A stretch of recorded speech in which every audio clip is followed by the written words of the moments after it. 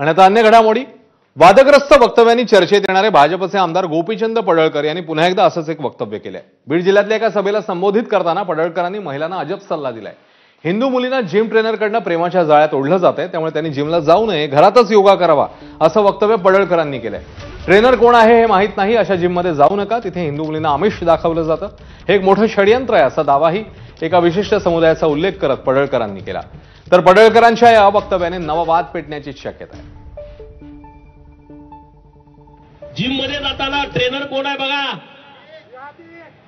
Gym मध्ये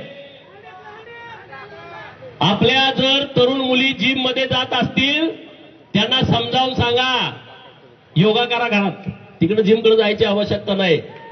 हे फसवतायत, हे तुमच्यावरती अन्याय करतायत. हिंदूंना सल्ले देण्याची गरज नाही.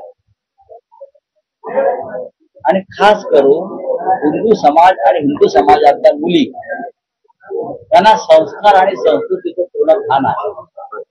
हा महाराष्ट्र आहे आणि या महाराष्ट्रामध्ये छत्रपती शिवाजी महाराजांपासून हिंदूचे सम्राट बाळासाहेब ठाकरेंपर्यंत ही परंपरा कायम राहील. महिलांना संरक्षण देणे. तर गोपीचंद पडळकरला एखादी घटना काही माहिती झाली असेल त्याच्या आधारावर ते बोलले असतील.